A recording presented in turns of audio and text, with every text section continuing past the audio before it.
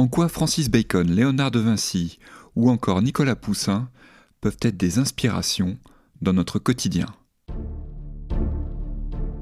À force de persévérance, de ténacité, et surtout parce qu'ils y croyaient, ils ont changé l'histoire de l'art. Ils ont inventé l'art moderne d'une certaine manière. Cette semaine, mon invité est Grégoire Jean Monod, conférencier et auteur d'un super livre que je vous conseille qui s'appelle Leçons d'artiste. Nous allons voir comment les grands génies de l'art, avec quelques anecdotes, peuvent nous aider à être plus créatifs. Je vous laisse tout de suite avec mon invité. Je m'appelle Grégoire Jean Monod et aujourd'hui mon métier c'est la conférence. Je passe le plus clair de mon temps dans des séminaires, des conventions d'entreprise pour essayer de parler aux collaborateurs d'histoire de l'art en fait, parce que c'est mon univers. Je ne sais pas si c'est mon expertise, c'est un mot que j'aime pas beaucoup, mais en tout cas c'est de là que je viens, c'est ça qui me passionne, c'est ça qui m'enthousiasme. Et ce que j'essaye de faire, le moins maladroitement possible, c'est de créer des passerelles, des ponts entre le travail des artistes, ceux d'hier et ceux d'aujourd'hui, et le quotidien des gens à qui je m'adresse. Quand on est comptable, assureur, commercial ou quoi que ce soit, quel lien on peut avoir avec un Picasso, un Warhol, un Dali, un Monet? Comment on peut s'inspirer de ces gens-là pour essayer de regarder nos métiers un petit peu différemment, pour essayer peut-être d'envisager d'autres pratiques de travail collectif, construire d'autres types de relations avec nos clients. Donc il s'agit toujours d'un jeu d'analogie, partir du storytelling sur l'art, faire de la culture G, mais c'est pas là pour ça, mais c'est aussi intéressant, c'est-à-dire essayer de faire découvrir ou redécouvrir aux gens des choses qu'ils ignorent ou pas d'ailleurs sur les artistes, et après surtout tirer un fil pour poser la question suivante: qu'est-ce que ça veut dire pour moi, qu'est-ce que ça implique pour moi dans mon métier, dans mon quotidien, dans mes relations avec mes collaborateurs.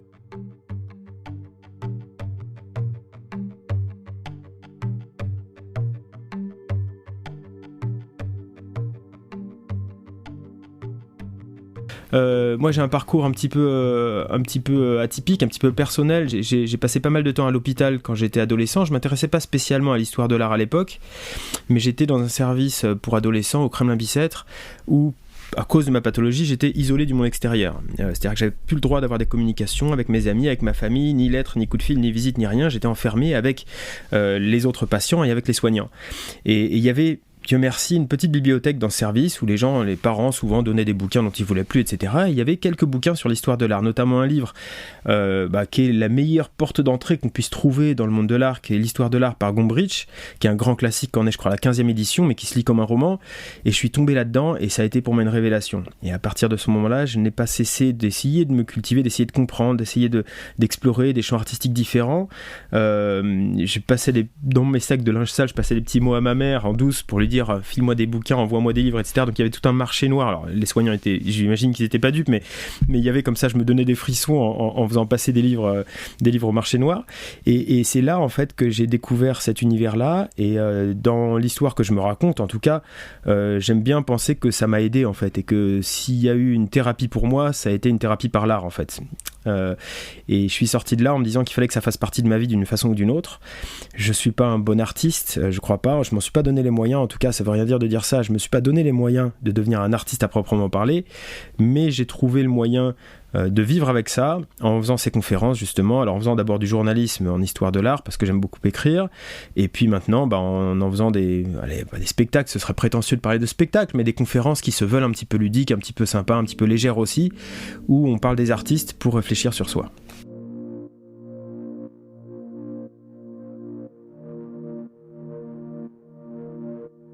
Moi, je passe mon temps à rencontrer des gens quand je leur parle de créativité ou quand je prononce le mot créativité, qui est un mot dangereux, parce qu'on met un peu tout et rien dans le mot créativité. Chacun y voit sa définition, donc c'est un mot un petit peu fourre-tout et assez galvaudé.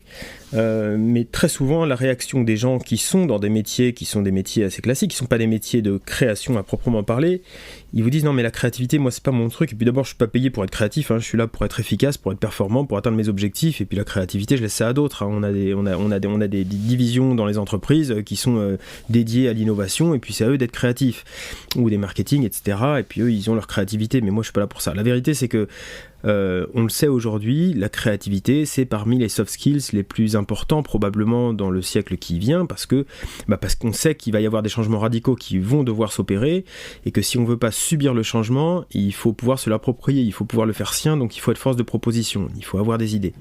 Et si moi je devais donner une définition de la créativité, aussi limitante et approximative soit-elle, ce serait tout simplement notre capacité à imaginer des voies, des pistes, des chemins qui n'ont jusqu'à maintenant pas été imaginés. Et ça peut prendre n'importe quelle forme en fait. Ça peut concerner les idées, ça peut concerner les produits, ça peut concerner les process, et on se rend compte en fait que dans n'importe quel type d'organisation, la créativité est utile, parce que n'importe quel type d'organisation aujourd'hui est appelé à changer. Quand je parle à des comptables et que bien sûr les comptables par exemple sont challengés dans l'exercice de leur métier par des logiciels de plus en plus intuitifs qui permettent bientôt de faire leur boulot de comptable, c'est-à-dire de remplir des cases avec des chiffres, leur valeur ajoutée elle se déplace vers la relation, le conseil, la relation au client. Donc là, il faut faire preuve de créativité pour réinventer leur métier. C'est qu'un exemple. Les commerciaux, bien sûr, aujourd'hui, là, pendant le Covid, parlez à des visiteurs médicaux qui vous disent qu'ils n'ont plus accès à leurs clients aujourd'hui, ils ne peuvent plus aller les voir, donc ils doivent solliciter des visios. On sait à quel point c'est pesant, la visio, on en a tous marre. Eux aussi, ils doivent se réinventer. Donc, ce mot de réinventer, il n'est pas idiot, il n'est pas absurde, même si lui aussi il est un peu galvaudé. Ça veut dire, je vais challenger un peu mes habitudes, tout ce que j'ai appris, et essayer d'entrouvrir des portes auxquelles personne n'a pensé, auxquelles moi j'ai pas pensé, et essayer de voir si je pourrais pas m'infiltrer par là et mettre en place de nouvelles pratiques. Donc oui, les artistes sur ce plan-là, ils ont beaucoup de choses à nous apprendre, parce que tous les artistes, c'est paradoxal ce que je vais dire, mais tous les artistes, je crois, n'ont pas été très créatifs forcément. Certains étaient juste de très bons techniciens, de très bons praticiens, parce qu'ils avaient appris des choses à l'académie ou ailleurs, et puis ils faisaient les choses telles qu'on leur a enseigné. Mais ceux-là, on s'en souvient pas. C'est pas ceux-là dont on parle. Ceux dont on parle aujourd'hui, c'est ceux qui ont créé des ruptures. C'est les Picasso, c'est les Monet, c'est les Giotto, c'est les Raphaël, c'est les autres, ceux qui ont apporté quelque chose de nouveau. Et par définition, s'ils ont apporté quelque chose de nouveau, c'est qu'ils ont su, d'une manière ou d'une autre, bouleverser un peu l'ordre établi et challenger les pratiques qui étaient en vigueur à l'époque. Donc, l'idée, c'est observons comment ils s'y sont pris et puis essayons d'en tirer des leçons. L'exemple dont je me sers toujours pour parler de créativité et pour essayer de montrer à quel point en fait c'est pas magique la créativité, c'est l'exemple de Warhol avec il est dans le livre, Warhol peint le portrait de Marilyn Monroe, son premier portrait de Marilyn Monroe. Il y en a eu beaucoup après, mais le premier portrait, c'est un tout petit visage de Marilyn, qui est d'ailleurs une photographie de Marilyn du film Niagara, une photo promotionnelle qu'il a collée au milieu du tableau sur un grand fond doré. Ça s'appelle Gold Marilyn. Et c'est ce tableau-là qui, entre autres, mais ce tableau-là a vraiment contribué à le rendre célèbre au début des années 60. Et quand on s'interroge sur la genèse de ce tableau, on se rend compte déjà qu'il date d'après la mort de Marilyn, juste après, que c'est en quelque sorte un hommage, avec beaucoup de guillemets, vous allez comprendre pourquoi, mais surtout qu'il a fait ça comme ça pour une raison particulière. C'est que lui, il était slovaque d'origine, il a grandi à Pittsburgh, et avec ses parents, il fréquentait une église qui était une église catholique dite byzantine. Il y a une grande église byzantine à Pittsburgh. Et ce type d'église, depuis le Moyen-Âge, entretient le culte des icônes sacrées sur fond doré. Et Warhol était habitué à ces icônes sur fond doré comme ça. Et à la mort de Marilyn, donc des années plus tard, en 62, il y a un tel battage médiatique, une telle émotion populaire à la mort de cette actrice, en fait, que Warhol se dit, mais en fait, c'est devenu un culte, il y a un culte de Marilyn Monroe. Et la société qui est en train de naître, avec la société de consommation, c'est aussi une société de consommation de loisirs, de divertissement, le cinéma, qui prend une place prépondérante dans notre quotidien, plus encore que la religion, peut-être même que le cinéma et toutes les vedettes du show business ont remplacé la religion. Donc ce qu'il fait en peignant Marilyn sur un fond doré, c'est tout simplement, voilà, je fais de Marilyn un personnage sacré en la représentant comme les icônes sacrées byzantines de mon enfance. Il juxtapose, en fait, il associe deux images qui existaient déjà, une icône religieuse et une photo de cinéma, et il n'en fait qu'une seule pour créer une image totalement nouvelle qui a un sens nouveau et qui a apporté tout ce qu'on appelle le pop art. Donc, en fait, cette idée, cette créativité dont a fait preuve Warhol n'a consisté qu'à associer deux idées déjà existantes. Et ça, il me semble que c'est un très bon exemple pour faire comprendre aux gens que la créativité, c'est pas faire sortir un truc d'un chapeau. La créativité, c'est jouer avec des associations d'idées. C'est aller chercher des concepts qui existent déjà à droite, à gauche, les mélanger, les fusionner entre eux et faire naître quelque chose d'original. Si vous réfléchissez bien, tous les concepts qui sont autour de vous sont nés d'autres concepts par an. Il y a une généalogie, en fait, qu'on pourrait écrire à chaque fois. Ça veut dire quoi ? Ça veut dire que, déjà, que l'innovation est à portée de main, qu'il suffit de regarder autour de soi pour comprendre qu'il y a des choses qui sont intéressantes à associer entre elles, même si ça nous paraît fantaisiste. Et puis surtout, ça veut dire que, et c'est là peut-être le plus intéressant, c'est-à-dire que chaque nouvelle idée, chaque nouvelle invention qui rentre dans notre quotidien n'attend qu'une chose, c'est d'être à son tour associé à d'autres concepts pour générer encore plus de nouveautés. Et c'est pour ça qu'on a l'impression que l'innovation est exponentielle en fait. Il y a un livre formidable que je vous conseille à tous qui s'appelle Where Good Ideas Come From, d'où viennent les bonnes idées. Je crois qu'il n'a pas été traduit en français. Je me souviens plus du nom de l'auteur, Steven Johnson de mémoire. Enfin, c'est des noms assez communs en anglais comme ça. Peut-être que je te le donnerai, Alexandre, si tu peux le mettre en lien. Il explique ce que c'est que le champ des possibles immédiats. C'est quoi le champ des possibles immédiats ? C'est tout ce qui peut aujourd'hui être réalisé, être inventé, compte tenu de ce qu'on a à nos dispositions, compte tenu des matières premières qu'on a à notre disposition.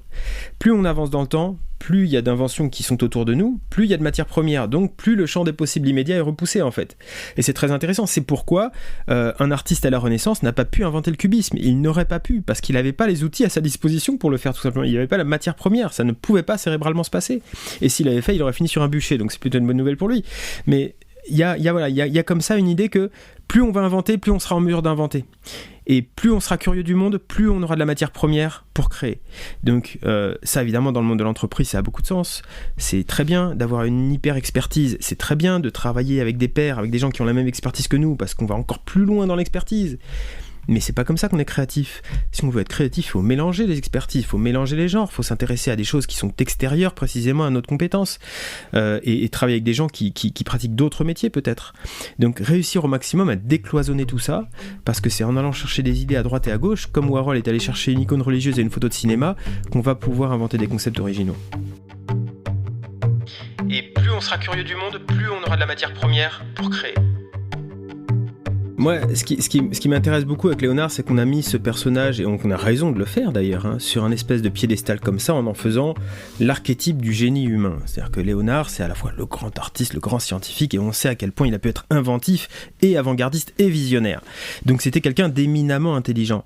Mais moi alors, parce que j'aime bien aussi écorcher un petit peu les icônes et que j'aime bien faire descendre un peu ces artistes-là de leur piédestal. Je provoque un petit peu les gens quand je suis en conférence, en leur disant mais attendez, Léonard, sa grande force, c'est pas son intelligence. Oui, il était intelligent certes, mais surtout c'est d'avoir été un excellent agrégateur de connaissances en fait. C'est-à-dire que on se rend compte dans son travail d'artiste et dans son travail de recherche scientifique qu'il passait son temps à observer la nature et à associer entre eux des idées, des concepts, des savoirs qui n'avaient rien à voir les uns avec les autres, parce que précisément il partait dans tous les sens. Ça devait être un bordel innommable dans son cerveau à Léonard. Il avait je fais le parallèle qui est un peu provocateur aussi, mais je dis voilà, la scolarité notamment nous apprend à catégoriser nos idées. Et c'est une bonne chose, parce qu'une partie de l'intelligence humaine, il ne faut pas cracher là-dessus, voilà, on est humain et on est intelligent parce qu'on arrive à catégoriser. Et à chaque type de problème, un type de solution, à chaque discipline, des idées appropriées. Mais Léonard n'a pas fait de longues études. Léonard, contrairement à ce qu'on pourrait penser, en fait, c'était un enfant illégitime, et à cause de ça, il n'a pas pu s'inscrire à l'université. Je crois aussi qu'il était nul en latin et en grec, mais ça c'est un autre problème. Mais il n'a pas pu aller à l'université. Donc à cause de ça, il a dû arrêter l'école vers 14 ou 15 ans, donc assez tôt en fait. Et il a dû se former lui-même. Et il s'est formé sans structure, et il s'est formé en s'intéressant à tout ce qui pouvait l'intéresser, c'est-à-dire à peu près tout ce qu'il avait autour de lui. Et son génie à lui, c'est d'être passé d'un univers à l'autre, mais sans aucun complexe et sans aucun problème. Quand on regarde ses dessins de botanique, ses dessins d'ingénierie, d'ailleurs il était connu essentiellement pour l'ingénierie militaire, Léonard de Vinci, il faut quand même rappeler que c'était, je ne vais pas en faire un marchand de mort, mais bon, voilà, on faisait quand même à lui pour construire. Et d'ailleurs, il y a une lettre qui est surréaliste, qui est écrite à lui, je crois que c'est à Ludovic Sforza, donc duc de Milan, où il écrit en gros, c'est une lettre de motivation. J'aimerais bien travailler pour vous, je sais faire ça, ça, ça, et il ne liste que des horreurs, des machines pour tuer, des machines pour détruire, des machines pour faire peur et tout. Et à la fin, il dit, et en peinture, je me débrouille pas plus mal qu'un autre. Donc, c'est dire à quel point dans sa hiérarchie de priorités, c'était avant tout un ingénieur. Mais il avait aussi des connaissances et des compétences en architecture, en musique, en poésie, et en médecine, et en botanique, et en géologie, et en chimie, et en climatologie, en tout ce qu'on veut, parce qu'il regardait tout le temps. Et tout ça, ça se ressent dans son travail de peintre. Donc tout ça pour dire que oui, les slashers, c'est un très bon exemple de gens qui se donnent les moyens d'être créatifs, peut-être de façon sans chercher à tout prix la créativité d'ailleurs, mais parce qu'ils sont aspirés et inspirés par tellement de champs différents qui sentiraient qu'ils passeraient probablement, moi je me prétends pas slasher, j'ai 2-3 trucs, mais qui se sentiraient probablement frustrés s'ils menaient leur vie à consacrer leur intelligence et leur curiosité à un seul domaine. Et ça fait des gens qui, forcément, sont davantage capables de créer des passerelles entre des champs de connaissances, entre des modes de réflexion différents. Et ça a de la valeur. Alors, on m'a dit un jour, au sortir d'une conférence, où je tenais ces propos-là, on m'a dit un jour, oui, mais ça valait du temps de Léonard de Vinci, mais aujourd'hui, ce serait plus possible parce qu'aujourd'hui, on est dans les sciences dures et on a atteint un niveau d'expertise et de connaissance de certains domaines qu'il faut s'y consacrer toute une vie pour être performant. Si vous dites à un type qui est en train de concevoir des procédés de nanochirurgie cardiaque qu'il ferait bien d'aller se taper un football parce que ça lui fera du bien au cerveau et qu'il pourra faire des liens avec son métier, il vous dira j'ai pas que ça à faire parce qu'il faut aller au fond des choses, et c'est vrai.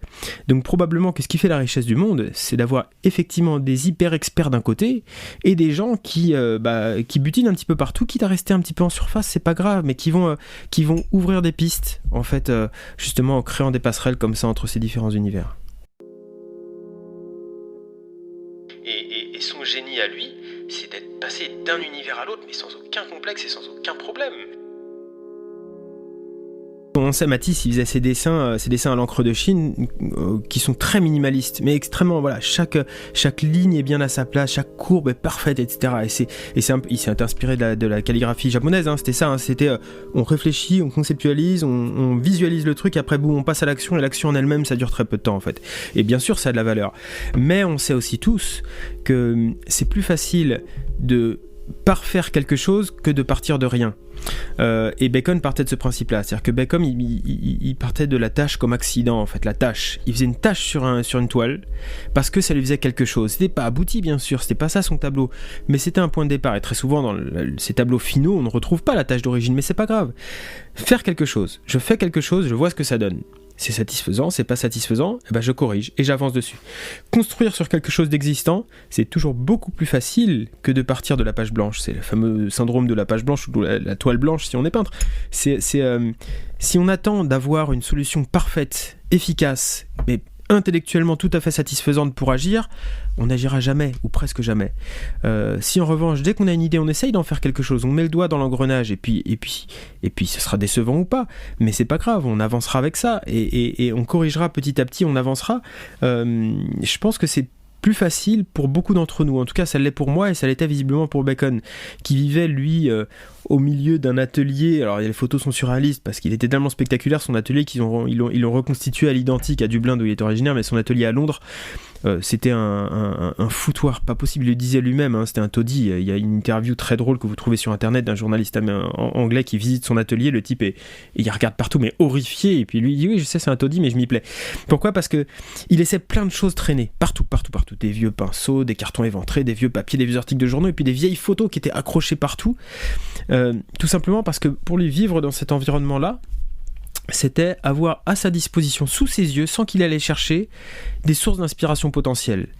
Et très souvent, on retrouve certaines des photos qui étaient affichées dans son atelier, on les retrouve dans ses tableaux, transformés bien sûr, mais on retrouve les traces, on retrouve les sources en fait. Donc il y avait cette idée que il faut que je parte de quelque chose, que ce soit des choses que j'ai sous les yeux là à disposition parce que ça s'impose à moi aujourd'hui alors que ça fait 3 ans que je passe devant sans y prêter attention, ou alors parce que j'ai produit quelque chose qui est juste un début, une amorce, une esquisse, ouais, c'est une amorce. Et puis cette amorce, je vais la transformer jusqu'à ce que j'arrive à créer quelque chose qui soit satisfaisant pour moi.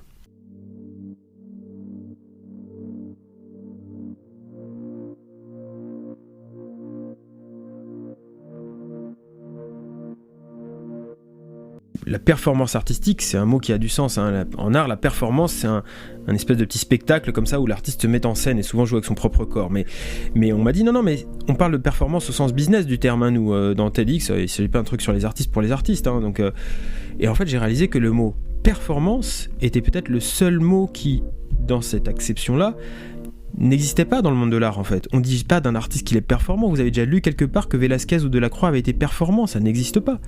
Donc qu'est-ce que c'est effectivement la performance pour un artiste ? Qu'est-ce que c'est même le succès pour un artiste ?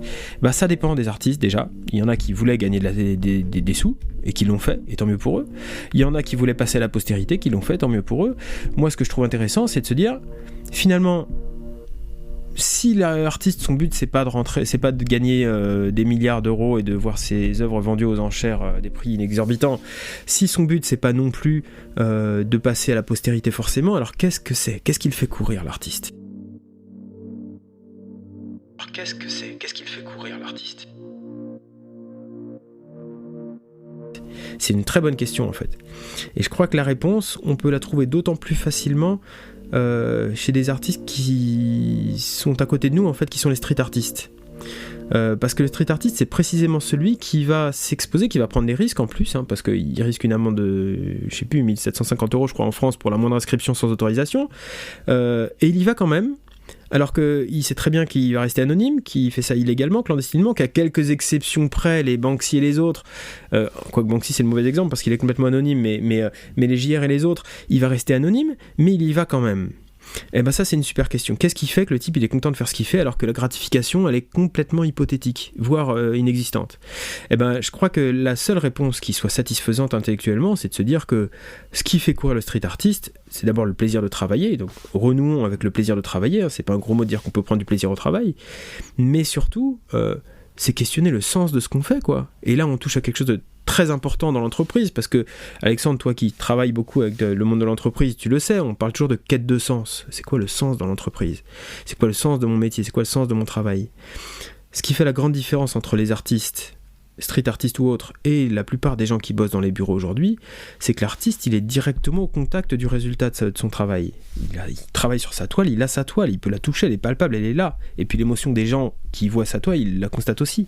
La plupart des métiers aujourd'hui, on fait partie d'un maillon d'une très grande chaîne et le résultat de ce travail nous dépasse largement et finalement on perd le contact avec la finalité du truc, on ne sait plus trop à quoi ça sert et ça donne tous les fameux bullshit jobs dont on parle, etc. et qui sont très préjudiciables pour les gens qui les pratiquent, qui ne sont pas heureux tout simplement.